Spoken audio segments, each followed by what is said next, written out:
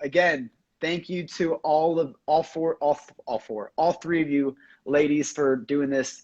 I mean, this is definitely, the topic that we're going to discuss tonight is definitely something that's, I've always been passionate about it, but again, it's a very controversial issue, which we're going to talk about today. We're going to be talking about abortion and versus pro-life. And we're going to get into it. But before we do, I got a couple announcements, and then we have to talk about some of the current events that happened today, because today was crazy.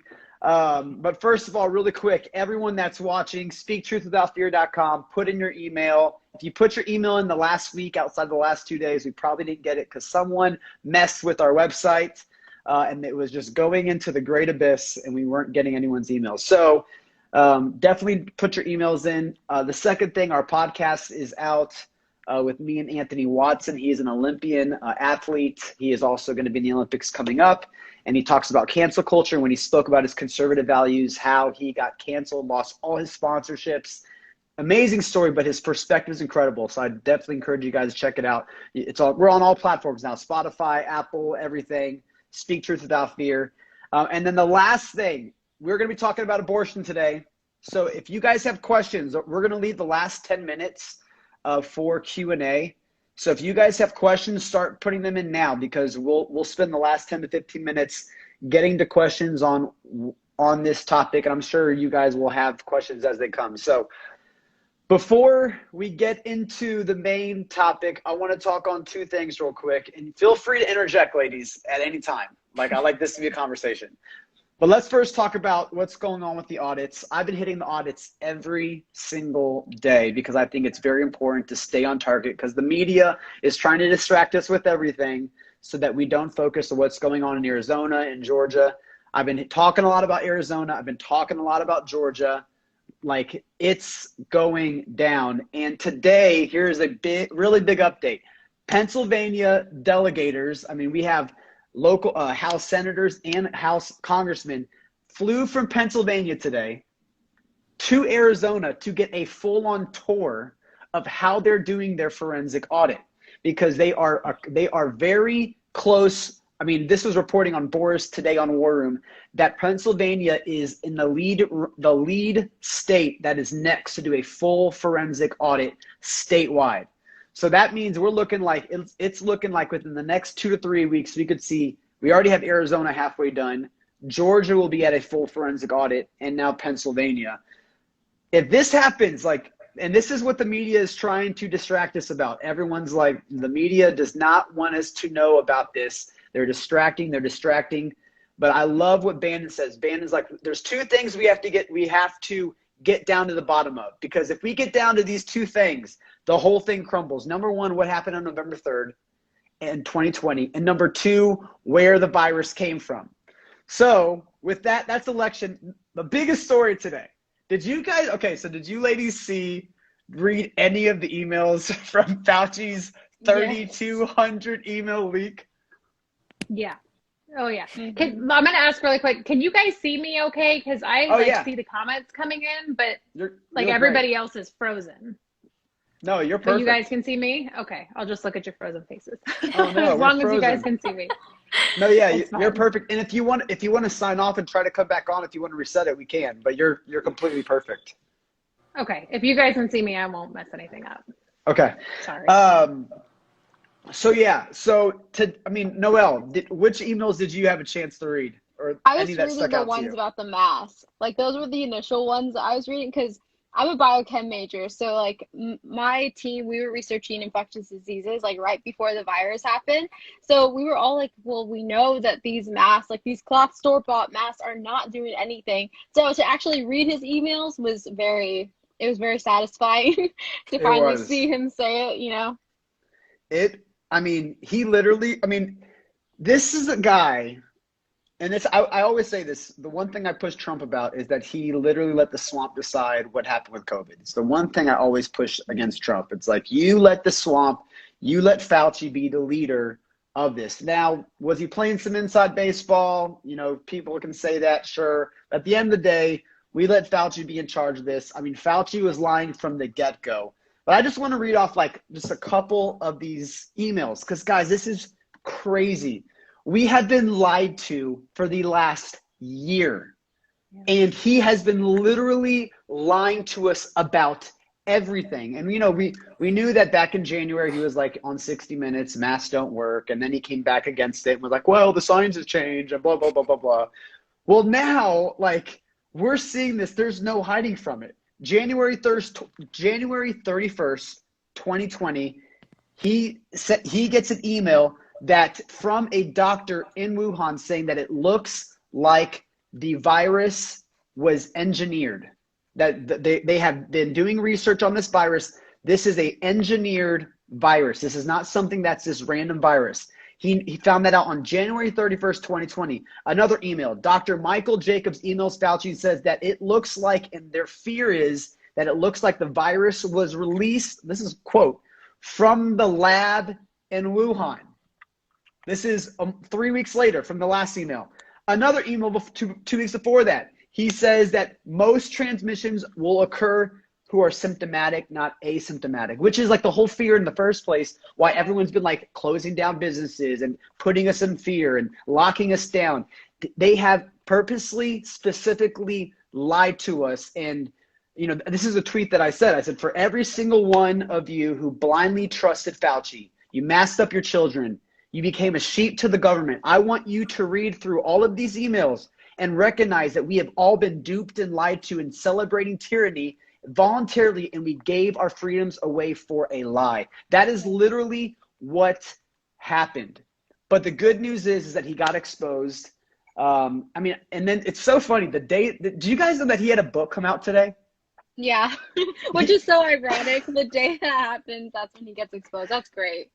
And then they deplatformed his book. So like all of the, you know, his book got completely destroyed in a day. The Biden administration is supposedly reporting that they're looking to have him out by the end of the week. Fauci came down quick. And I think what this remembers is that the truth will always catch up, And that's why, you know, a lot of people, they're always like, Jordan, why are you so, you know, why are you excited or why are you hopeful? I'm hopeful because I know that the truth is on our side. And it comes to every single issue that we're talking about. When it comes to elections, we're going to be talking about abortion. When it comes to immigration, the truth is on our side. And yes, we have to get through the media. Yes, we have to fight through elitists and globalist type of politicians. Yes, we have to push through the cares of this world, but the truth is on our side. And that's why I'm excited, because as long as we keep having these type of conversations, this is how we win. We expose them. And this is what happened today. Today was a big debut for the whole country and the whole world. And hopefully we'll keep we'll get to the bottom of it. But with that being said, I'm done ranting. You guys are like, I'm so sick of this guy talking. Man, this is a very controversial discussion for, Christine, right? Okay. Christine, I watched a video on your story about literally, just like 5 minutes ago, a girl was screaming at pro-life activists, calling her, "You murder woman." You're like, this is a very, very touchy topic for especially the left, and it is for us as well, because we believe that, really, we believe that abortion is murder. So, first of all, the way that this got organized was I saw your video that you did a couple weeks ago, which, everyone was posting on it. My sister sent it to me. That's how I first originally saw it. And she's like, "Yo, I just called." And then she ended up calling. Can you explain the video really quick for everyone that you did a couple weeks ago when you called? Sure. And then, what inspired you to do it? And then we'll go from there. So first off, you say this is a controversial topic. I'm going to follow that up with, it's not a controversial topic it's not controversial to fight for babies or to save babies. The controversial aspect of it lies solely on the other side, who's fighting to kill the baby. So when people are like, how do you get involved in, it's so controversial, people are going to hate you, you're going to lose friends, whatever. I'm like, the stuff that I do is not controversial. It's what they do is controversial. They're That's trying good. To kill the babies. But basically what it was, AOC was talking about she did a video. I don't really know what it was for, some Skype type session.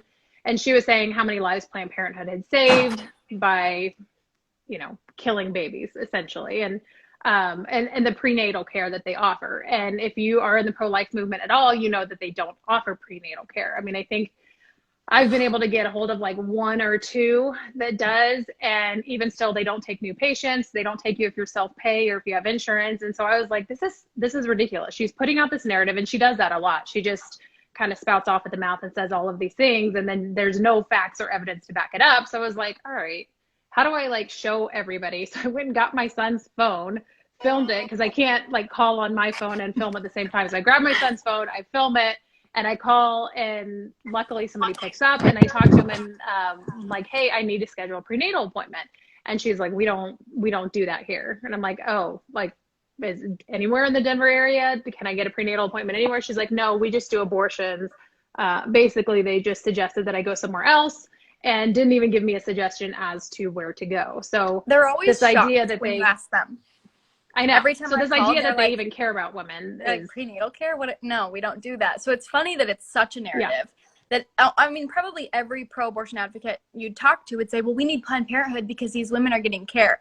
But when you talk to Planned Parenthood, they're like, we don't know what you're talking about. We don't do that. Crazy. Yeah. And they do have it on their website. However, like I said, when you call, and I called a couple in New York, and they said, we're not taking any patients if you haven't already been here before. If you're not, there's always some sort of excuse. So they have it on the website to kind of just skate by and like shut people up. They have it, basically. it's just not available to anybody. Yeah. They don't actually offer it, which goes to show you that they don't actually care about women or the option to parent. I even heard from a guy who is an adoption attorney and tried to leave some pamphlets in a Planned Parenthood because supposedly they're supposed to do adoption referrals as well, and they wouldn't let him leave any adoption pamphlets for his services. So they're an abortion factory is what they are. That's where they make their money. That's their bread and butter. And I was looking to expose them, and I would love to do more. You have to kind of figure out the recording laws in different states. But if other people do it, I would love for them to record themselves, call them, make sure the recording laws that's what I was thinking. I was literally thinking, like, we need to literally get just everyone to do it and get hundreds of videos going, and everyone post it and do a specific hashtag, because it would really expose that. Because that is what I always hear. It's like, you don't understand all the services that Planned Parenthood does outside of abortion. I'm like, really? Like, I'm pretty sure like the main service that they really focus on is abortion. And when you get in there, they actually encourage you. I've heard so many stories where they literally encourage you to get the abortion. Yeah, I would encourage people to call. I would say something to flag is, so I live in Washington State, which means I'm legally allowed to call Planned Parenthood and ask whatever I want, but we are a 2-consent state, which means I'm legally not allowed to record, not even just share it. I'm not allowed to record unless they're aware of it. So just research that before you call and record it and post it on the internet. You have to be a one-party in trouble. State. Yeah, but we've called our local Planned Parenthood. We did something similar. We weren't able to film it, obviously, but we can talk about the conversation. We called and I said, actually, my friend said, I'm a 14-year-old girl. My boyfriend is over the age of 18. I'm pregnant and I want an abortion, but I don't want my parents to find out. And they said, well, you can come in. We'll book you an appointment. As long as you don't disclose that information during your appointment, you'll be fine. We'll get you an abortion. So they advised a 14-year-old girl who got pregnant by, who knows, I mean, she said over 18, could be a 40-year-old man, to get her pregnant, walk her into an abortion facility, and Planned Parenthood will happily perform the abortion, knowing full well that it's illegal for them to not report that. Wow. And this was in my city. So when it comes to abortion, like, I feel like a lot of time it has become politicized, and a lot of times when people actually see what happens, you know, I've seen so many videos where it's like, well, have you ever seen what actually happens during abortion? No, I haven't. Then you show them a video, they show literally how they abort the baby, and they're like, boom, like, I did not know that. So like, what do you guys have resources, one, where if you're talking to someone that's on the other side, that's, you know, because I think that majority people, if they knew what they were fighting for and they knew what actually was happening and they had awareness on the actual issue of how the abortion takes place, how old the baby is. They have a heartbeat. I mean, most people think that it's just cells. And you guys can please inform me and educate me, because I'm not well educated on this issue. I don't want to act like I am. But how do you have these type of conversations? And I mean, what resources or videos do you show them to even have this combo with someone on the other side? And any of you can answer. Well, I would say, I think what I've learned, and probably the most surprising thing for me as I, was further into the pro-life movement, is at first glance, you do assume, well, if people really knew what abortion was, no one would support it, right? That's the thought. And I think it's a hopeful thought that if we can just explain it, they'll be pro-life. I think the saddest thing about the pro-abortion media is most of them know exactly what abortion is, and they're still okay with it. I've had conversations with people that say, I agree that it's a human, I agree that it's living, don't care, I still think we should kill it. And that is a harder conversation. There are people that simply aren't aware. They don't know the reality or the depth of abortion.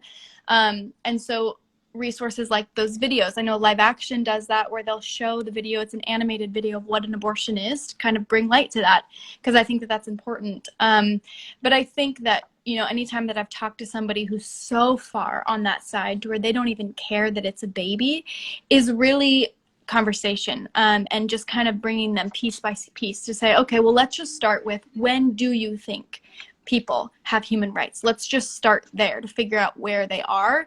And you can kind of walk them back. Okay, birth. Well, what's the difference between birth and 10 minutes before birth? Would you say it's wrong to have an abortion there? Most people will say yes. And so then you can kind of clip them on that and say, okay, so at some point you do agree that abortion is wrong. Why is that? So I think walking them down that line and carrying that line of logic all the way through can be really helpful. But I think you also have to know that you're not always going to change somebody's mind right away, but having that conversation and planting that seed may be enough for them to continue to research and to think about it. And I think that if people seek truth in this, it'll lead them to the pro-life movement. So good. I mean, now, do you guys have, what, from the other side, like, when do they on average believe that there is a heartbeat? Like, do they think it's, does even science tell us exactly where a heartbeat actually starts, at what weeks? So a heartbeat starts, depending on the science that you're looking at. Some says 18 days and some says 21 days, which is well before a woman even knows that she's pregnant. It's detectable by ultrasound by 5 to 6 weeks, depending on how great the ultrasound machine is.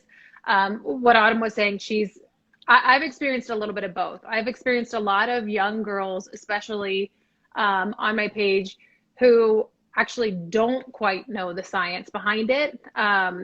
It's frustrating. Sometimes you'll get people who are actually, they disagree with you, but they're willing to listen, they're willing to learn. And you have to kind of like differentiate those, because then there's other people who they're not willing to listen or learn. And I kind of like toss them to the side. But what I see a lot of times is maybe a little bit different than what Autumn sees, is young girls who genuinely don't know. I've had girls tell me that at 20 weeks, 21 weeks, it's still a clump of cells. There have been babies who have survived at 21 weeks, who are premature babies. So what I'm seeing is a lot of people don't know. And why that is because Planned Parenthood goes into schools. Some of them are even like technically in schools, but they go into schools with their sex ed curriculum. And a lot of times people don't think it's Planned Parenthood because it's under another name, but that organization, whatever name it's under, often partners with Planned Parenthood. And so it's the same curriculum that Planned Parenthood would have put out anyway. And abortion doc or former abortionists have come out to say, like, the whole goal is essentially to indoctrinate these young girls, make them think it's nothing. They've shown them videos of a 3-month-old baby being like a blob, and that you're just like passing a blob, like there's no baby, which we know at 3 months, there's arms, legs, head, everything. Like a very, you can see a baby, that's what comes out. And so the former abortionists have said that their goal is to indoctrinate these girls, basically get them on low dosage birth control and get them in for up to, Autumn probably knows this too, get them into Planned Parenthood or an abortion clinic for upwards of like 3 abortions by the time they're in their early 20s. Yeah, it's really to build a relationship, Yeah. So that and become the sexpert. That's what they call it. Yeah. They want to be the sexpert in their life. Right. And so I see a lot of girls that just don't know what they're talking about, and they genuinely believe that it is a clump of cells. They genuinely don't know how an abortion is performed. I mean, there are definitely those people who do know, and maybe who have had abortions, or who have been pregnant before, so they know what they're doing. But I see a lot of really young girls who literally have no idea what they're talking about, and we've got to figure out a way to get them to listen and genuinely be open to being educated. I don't know what the question was, but I just no, that's so good. I mean, I think again, a lot of the issues that, or a lot of the differences is it really just comes to a lack of awareness. And I mean, I'll never forget watching a video where it literally showed you how they performed the abortion. And I believe it was Abby, is it Abby Bennett or Abby Abby Johnson, maybe? Abby Johnson, thank you. And I saw the video when she posted, and I was raised conservative, so I knew my stance, but I didn't know at that time. I didn't know why I believed what I believed. It was more like I'm pro-life because that's how my parents raised me. And when I saw this video and the way that they would literally abort the baby, and the way that, and sometimes where it wouldn't actually, I mean, I cried after watching it to see that. Holy crap, this happens every single day. But again, I do believe that if most people actually knew, I think that they would it's in the natural conscience of our own human being, hey, that is wrong. But it really just comes down to indoctrination of the other side, which is what we see right now with critical race theory. We see this with all types of different issues that are really affecting, young people today. I mean, Noelle, you're in college, you are talking to lots of people on campus. Have you had these type of conversations?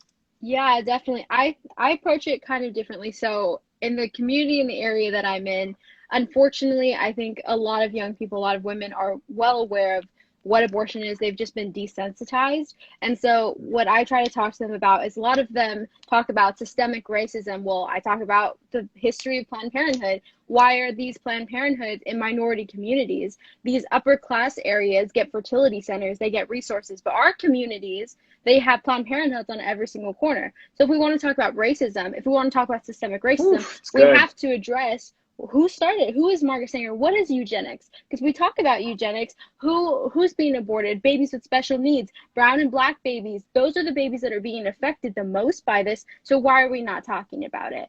And so I go off of that argument. That's what I tell my friends. And most of them do not know. Most of them do not know that it has a racist eugenicist past. And once you tell them that, it kind of clicks, because I truly believe that a lot of young people that are standing for these social justice movements, they're not aware of what they're really supporting. And they really do want to fight against racism. Well, if you want to fight against racism, fight against Planned Parenthood. That's literally the most racist institution and one of the biggest problems that we have. Literally.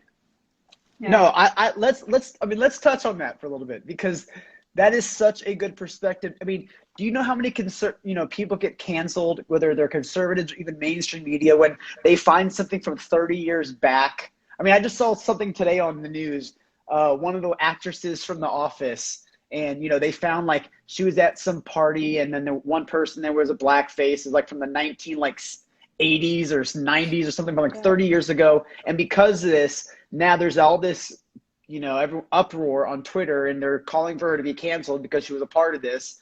When it's you have an organization that was literally founded by someone that was a racist and made the organization because she wanted to slowly depopulate the black race. And then she supported the Nazis too. Yeah, well, she spoke at KKK rallies. I can't think of anything more racist than that. Speaking at a KKK rally. It's unbelievable.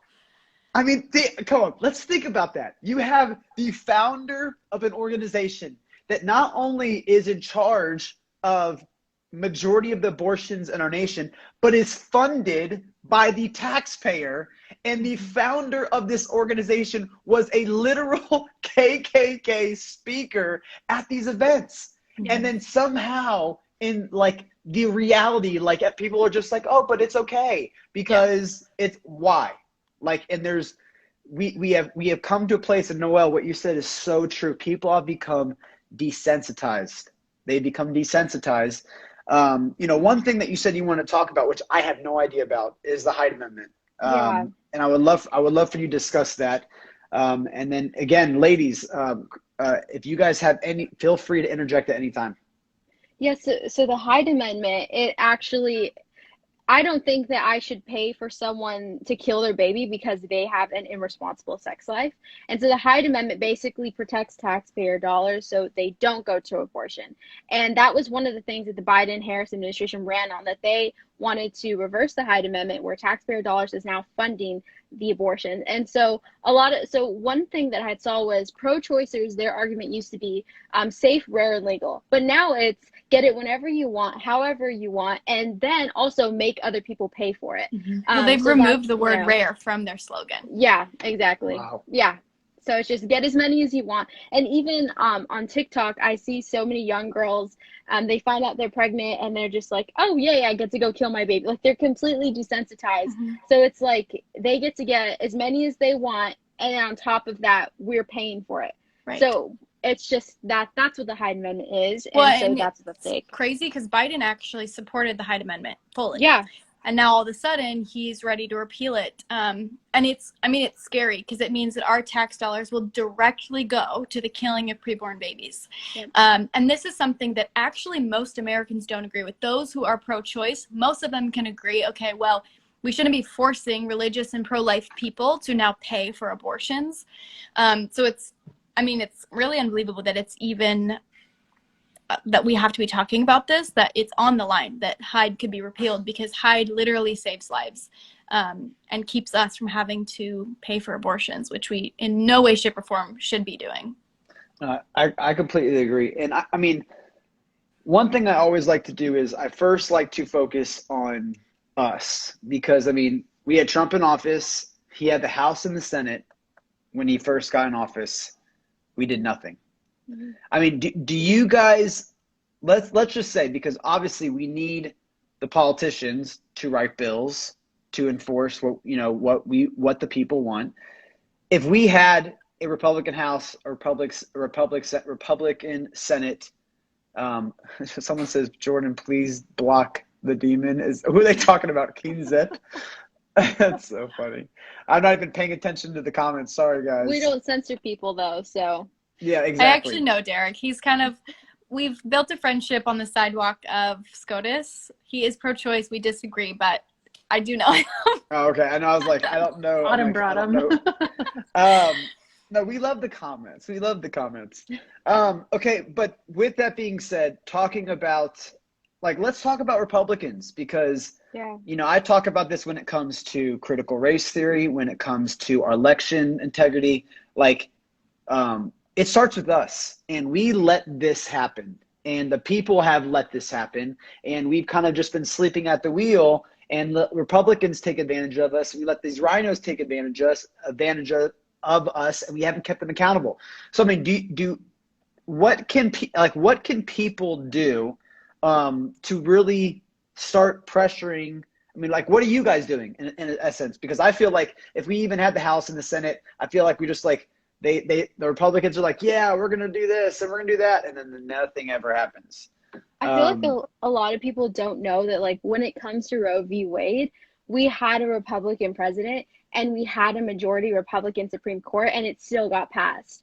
So a lot of people are not aware of that. And I think for me personally, I like to support a lot of nonprofits. And I think it's also important to support different legislation. For example, Switzerland has one of the lowest abortion rates, and they actually show, so every woman who goes in to get an abortion, they have to watch an hour-long film basically describing what an abortion is in detail. And most women decide not to get an abortion after that. That's why they have one of the lowest in Europe. So it's why don't we advocate for things like that? Why don't we support these organizations that send these care packages, because a lot of in minority communities, especially that are affected by this, genuinely, there's some that genuinely don't have money. So how do we support the organizations that will send them diapers, that will send them formula, that will encourage them and give them the support system that they need? That's for me. That's my take on it. Yeah. And I do think that it's important to note that Trump actually did quite a bit for the pro-life movement. He's the most pro-life president we've ever had. And Biden has already started undoing many of the things Trump did. For example, he's now funding international abortions. So we are paying for other countries to have That abortions. makes literally no sense. He, is trying to reverse the Hyde Amendment, which Trump was in favor of and would have supported. Trump elected nominated Amy Coney Barrett, who is a phenomenal pro-life advocate, an amazing woman, well qualified. And I could go on. So Trump did quite a bit. He also created the ethics board that looked into and was banning the fetal research, which means, aborted babies are being researched and just dissected, which is something that Fauci's board is also approving to fund.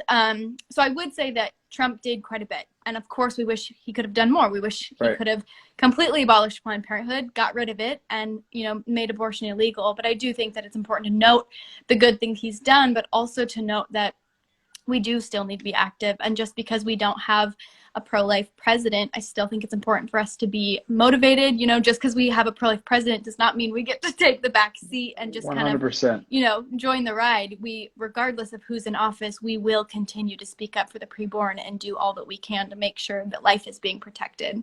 So good. Christine. Well, and I think to kind of piggyback off of that, I think even if Roe is reversed, don't get me wrong, I want that to happen. All that does really is put things in the hands of the state. So what we need to do is really focus on our state politicians. If they say that they're pro-life, hold them accountable.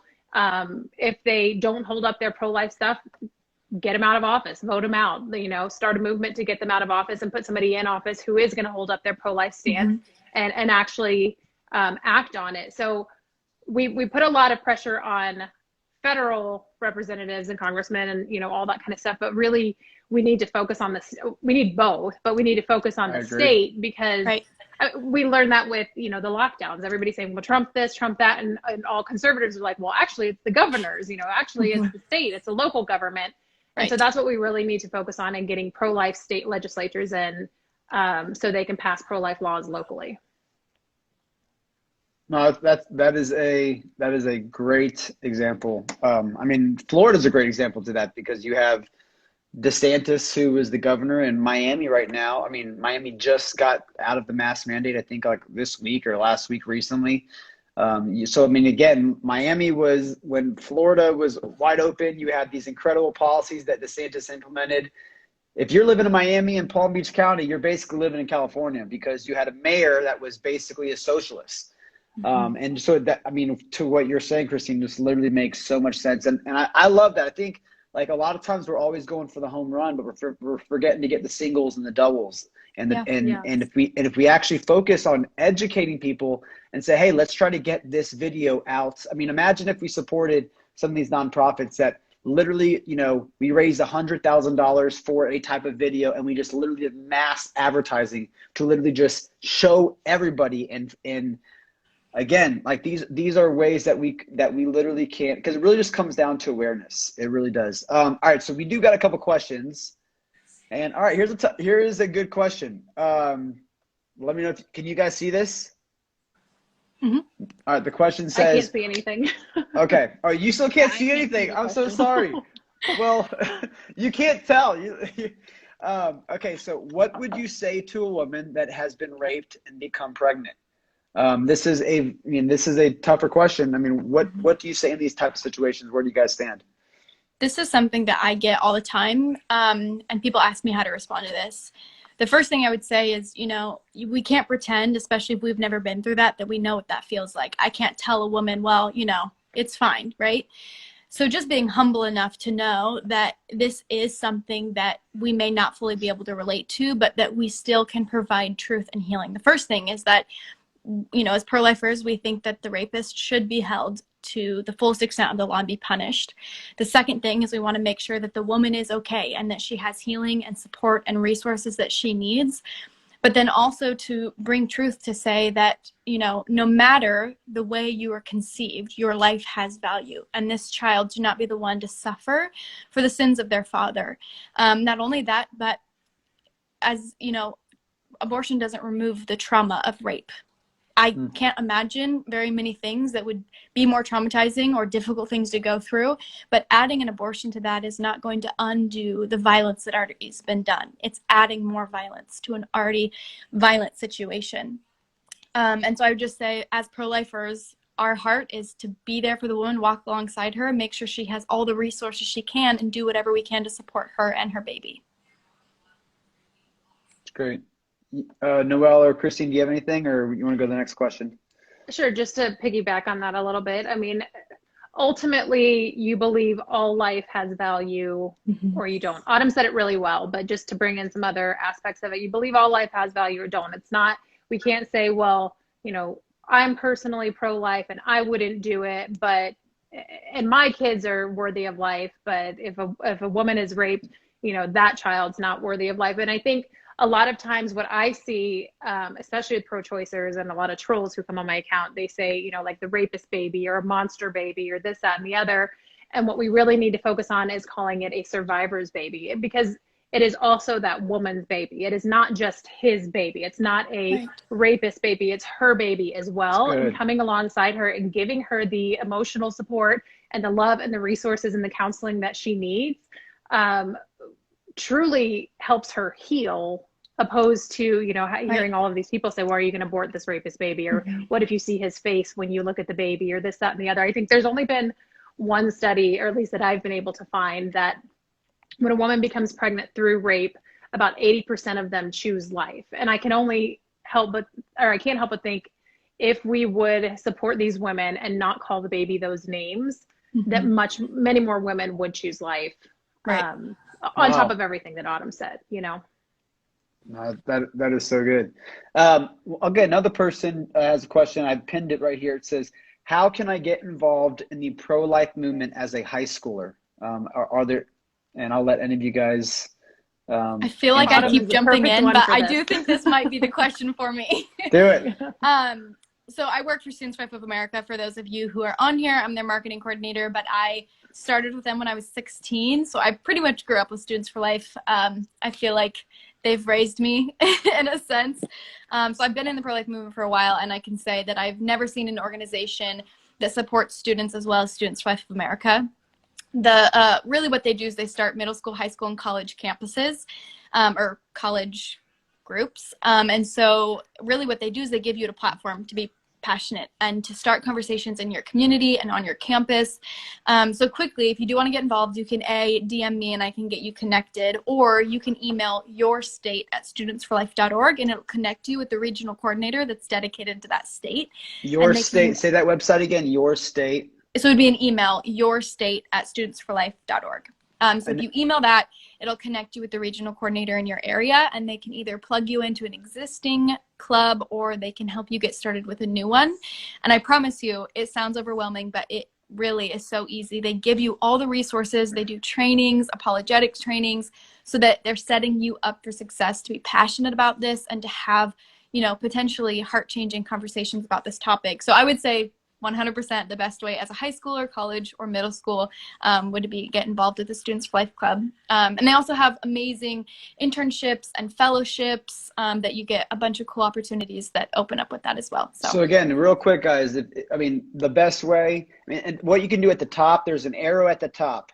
And if you click that little down arrow, it'll drop down all of our usernames. Go ahead and follow Christine. Go ahead and follow Autumn. Go ahead and follow Noelle. But then as well, give Autumn a DM, and she can connect you if you're in high school, middle school, college, if you want to get more involved. Because this is why we're doing this. We're doing this so that we can actually give you guys tools to actually get involved in whatever you are specifically passionate about. Now, Noelle, I know that, like, I don't know if it was a couple of years ago, you just, you were more liberal. You were more on the side of, I don't know if you were liberal or you were definitely not fully conservative. And then you had this like awakening and you kind of made the switch.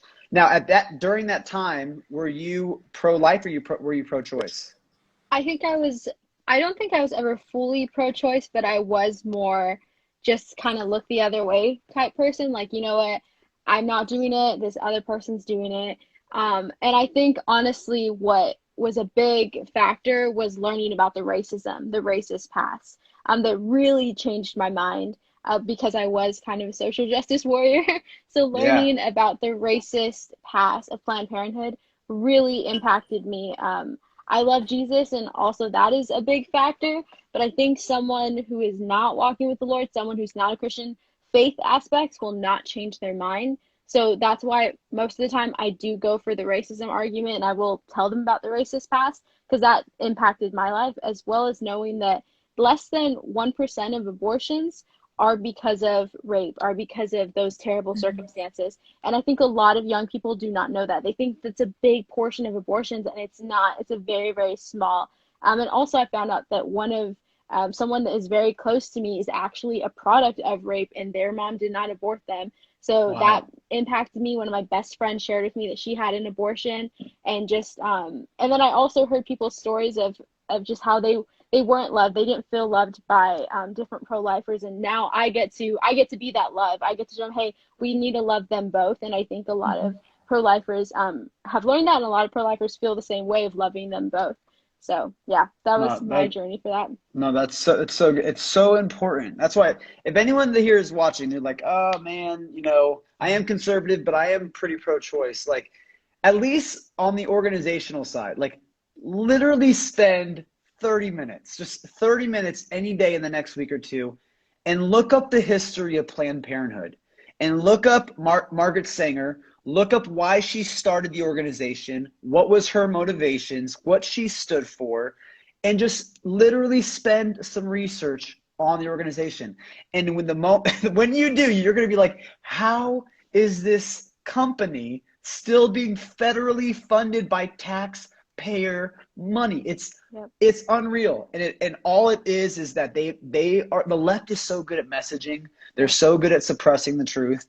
And I think it's something that we all, do you guys have any resources that people, like a website or something that people can do research on some of these specific issues? I mean, even Noelle, Christine, if you guys, or Christine, it looked like you were going to say something. I was just going to say, use DuckDuckGo. Don't use Google, because you're not going to find much on Google except for like pro Planned Parenthood things and, all of these things that are debunking the pro-life movement when they're actually not. So use DuckDuckGo when you do your research. I would also encourage people to go watch abortion procedures. You can watch real medical ones. There are those online, but they have these like animated ones on I think it's abortionprocedures.com. A man named Anthony Levatino did the videos. He's a former abortionist. He's committed over 1,200 abortions, so he knows what he's talking about. And there's videos on all the different types of abortions, from the pill to suction to the dismemberment. And you can watch them. I actually have them highlighted in my stories under procedures. But if you don't go to my stories, you can watch it at if they go to your Instagram, in one of your highlights you have procedures, and people can literally see the procedures. Right? I mean, let's just start there. And it's animated, so you don't have to watch the real thing. Yeah, that would be tough to watch. Okay, so we got another. Man, holy cow, we have a lot of questions. Okay, let's do this. Hold on 1 second. All right. How much money goes into the foster care system versus Planned Parenthood? And what do you guys think needs to change for more money and resources to go into the foster care system or orphanages? That is a big question. Finances, I'm not 100% sure. I think this is something that pro-choicers like to show in our face, or shove in our face. How many kids do you foster? How many kids have you adopted? This, that, and the other. And I think a lot of people are confused about what the foster system actually is. The foster systems, because I've been through my foster classes, I was getting ready to become a foster parent. And then I found out I was pregnant with my youngest, so I had to put it on hold. But the foster system's ultimate goal is to get parents back on track, biological parents back on track, and reunite the children with those parents. So you can't just go, there are some who already have their rights terminated, but you can't really just go into foster care, pluck a kid, and be like, I want this one. It doesn't work that way. You work to get the child back with the parent. So I think there's a lot of confusion about what foster care actually is. But I do agree, especially when it comes to adoption. We should fund adoptions instead of funding Planned Parenthood. Why don't we defund Planned Parenthood, put the money toward adoptions, because some adoptions cost, $15,000, $20,000, all the way up to $50,000. It should never be a business. You should never make a profit off of finding a child a home. Right. And I think it's important too, because they constantly hear foster care, foster care, foster care. But what you don't hear about is how many families are on a wait list for a newborn baby in the United States. I mean, I'm pretty sure it's like millions. I mean, maybe it's hundreds of thousands, but it's so many families, you know, whether they aren't able to have kids or they have a heart for adoption. My sister right now is going through the process to adopt a baby, and she will be put on a wait list for babies to be adopted. And so it's not like, you know, people are giving birth and then throwing them in the foster care system. That's not the system. They're able to place their baby for adoption.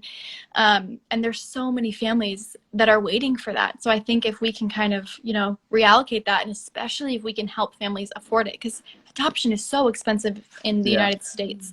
And so if we're able to support that, that would be a huge solution to that issue.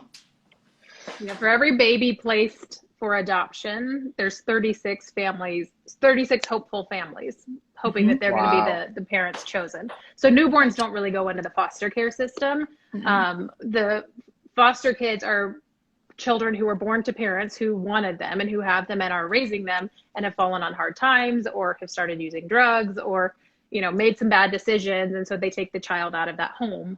But they're with parents who chose life for them and wanted to parent them and raise them for whatever reason they chose to do that. But for every baby placed, there are 36 hopeful families.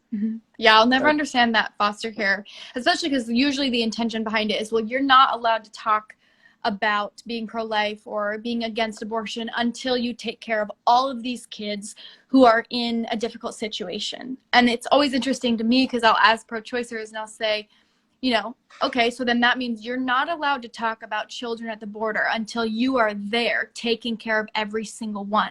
You don't have to completely solve an issue before you speak out against it. We know abortion is wrong. That doesn't mean that we solely have to make sure that not a single human being is suffering before we add another one to this earth. It's not how the world works. Well, not only that, but you're telling foster kids that their life's not valuable. When you use the foster argument or even the rape argument, people who are conceived in rape or foster children, you're essentially telling them that they should have been aborted. You're saying, well, everybody who's had a hardship, which, hello, it's all of us. I mean, I know I've been through hardships and have had trauma in my life. I don't wish I was dead. So we're not guaranteed a perfect life, but we should be given life. But I think that's something that people don't realize when they say, you know, rapist baby or foster kid or whatever. You're basically saying that everybody who's been a foster child is better off dead. And I think that all of the foster children alive would say that they disagree. Oh, come on. And I think a lot of the babies in the womb would disagree. Amen. I love that Robbie Starbucks in here, Anthony Watson. I love you guys. I see you guys are commenting. Appreciate you guys. Okay, we'll do 2 more questions, and I think we'll call this and we'll do final thoughts. This is actually, I mean, we might have gone over this a little bit, but it's, where could sidewalk advocates obtain signs or any free pamphlets or resources, etc.? Do you guys know any organizations? There's an organization, I'm blanking on the name. It's like Sidewalk Advocates for Life. They do training. Yeah, I can talk a little bit. So my mom is actually maybe more pro-life than I am. She's the reason I am the way I am. Amazing. And she is a sidewalk advocate. And she has her bright pink vest. She stands on the sidewalk and talks to every woman who walks in. And she homeschools her kids on the sidewalk as well. So if you ever say I don't have time to pray outside of Planned Parenthood, my mom will prove to you that that is a false statement. I love it. Sidewalk Advocates for Life, they will train you to be a sidewalk advocate. There's also organizations like 40 Days for Life where you can order signs. You can also make them. But if you want to do something really locally, you can go to your local pregnancy center and say, hey, I'm going to be praying outside of Planned Parenthood. Do you have any pamphlets that I can have so that I can give to women to direct them to your facility? So I would say the biggest ones would be Sidewalk Advocates for Life if you want to get really involved. 40 Days for Life, you know, see if there's a vigil in your area, sign up, order signs, or just connecting with your local pregnancy center is a great way to get connected. So good. This is a great question. Well, it's actually really more about a discussion. I think this will be a great discussion, then we'll do final thoughts. It says, please talk about how the pro-life community does not judge or hate anyone who has had an abortion. I mean, have you had these conversations with people? Because I'm sure it's, you know, as we're having these type of combos, someone that has had an abortion, they can feel condemned, they can feel shamed, and I'm sure no one knows what they're going through. I mean, I do not know what someone goes through after they have that procedure. And I've heard, you know, plenty of stories from people that, from different ladies that they have had it. And, you know, some of them, I mean, I don't know. Did you guys see the video that recently went viral on TikTok where the girl, she acts like she's crying because she's like, oh my gosh, guys, I don't know what I'm going to do. I mean, made me sick to my stomach. And then she like goes, I'm just joking. I already scheduled the appointment. She's like pouring alcohol and she's like, I am what conservatives fear. And I literally put like, no, you are what your baby fears. But I mean, have you had these conversations with people that have had them? And yeah. I have a lot, because I have a lot of friends who have, and to them, a lot of my friends became Christians. They have a relationship with Jesus, and to those people, I say, you know, there's no condemnation in those who are in Jesus, and that's something that the Bible tells us, that they're forgiven, they're loved, and there's hope and forgiveness, and they're going to see their baby again in heaven. So I think that's just something to remind women. My close friend who did have an abortion, she had an abortion, I believe she was 19. And so she'll talk about it every year. I think my brother is about the age her baby would have been. So that's just like really hard for her. And she's still like, she's so strong. She hardly ever, I never see her cry except when she talks about that. And just the aftermath, the depression, the guilt, the shame. But to anyone who maybe is struggling with those feelings of shame, like, you were forgiven, you are loved, and there is hope that you will see your baby again in heaven. So. And I think by being silent, it actually is more harmful to women. For example, I know a lot of churches that don't want to talk about abortion because they don't want to, you know, hurt women that have had an abortion. They don't want to seem like they're coming across as judgmental. But I think by being silent on the issue and not saying, yes, abortion is wrong, but if you've had an abortion, we love you.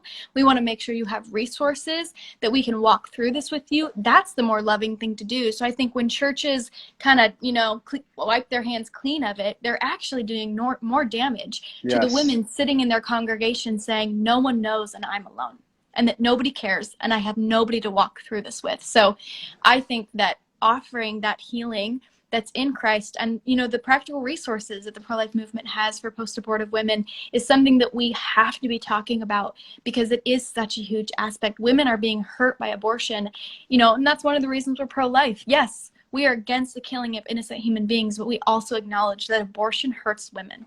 Yes, that is so good. I think I love what you said. You know, it's when the church is silent that it loses its power. Mm-hmm. And when we don't have these conversations, if you don't have the conversation, I mean, could you imagine like someone that's a Christian and believer, you never confess your sin, or like even if someone that's not a believer, like they go to meditation, they find a way to, you know, release whatever is stressing them out. Like, could you imagine if the church just stayed silent on every single issue? That when the church stays silent, we lose our power. Mm-hmm. And when we lose our power, people don't get saved, lives aren't changed, and our culture goes to crap.